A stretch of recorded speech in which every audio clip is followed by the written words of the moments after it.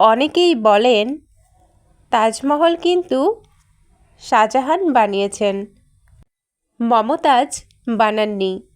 এটা দিয়ে বোঝা যায় যুগে যুগে প্রেমের নিদর্শন পুরুষরাই তৈরি করেছে, নারীরা তৈরি করেনি।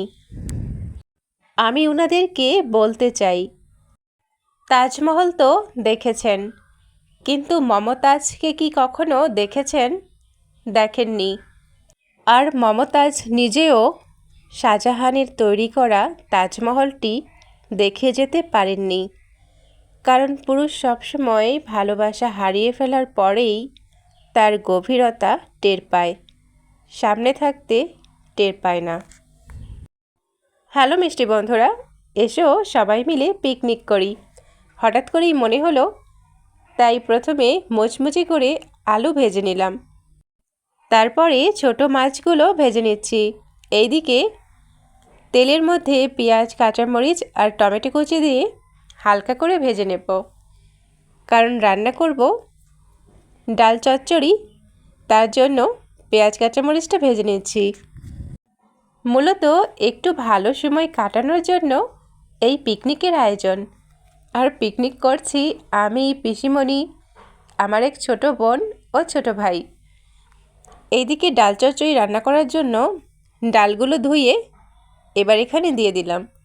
তারপর কিছুক্ষণ নাড়াচাড়া করে হলুদ, লবণ এবং সামান্য একটু ধনিয়া গুঁড়ো দিয়ে তারপর পরিমাণ মতো পানি দিয়ে রান্না করব ডাল চচ্চড়ি। অন্যদিকে ভাত রান্না করা হয়ে গেছে।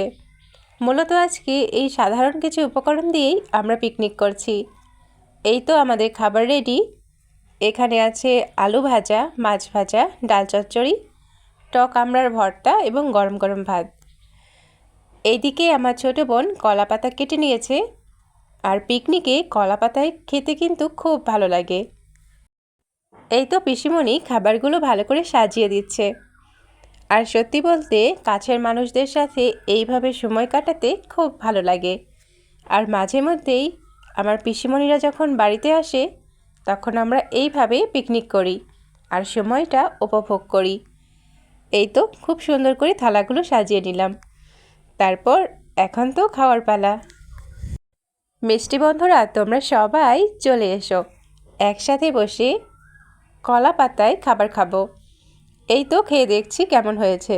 যদিও রান্নাগুলো আজকে আমিই করেছি, তারপরও মোটামুটি পিকনিকের জন্য যথেষ্ট ভালো হয়েছে। প্রিয় বন্ধুরা, সকলে খুব ভালো থেকো, সুস্থ থেকো। আজকের মতো মিনি ব্লগটি এখানেই শেষ করছি এবং সবার জন্য অফুরন্ত ভালোবাসা রইল।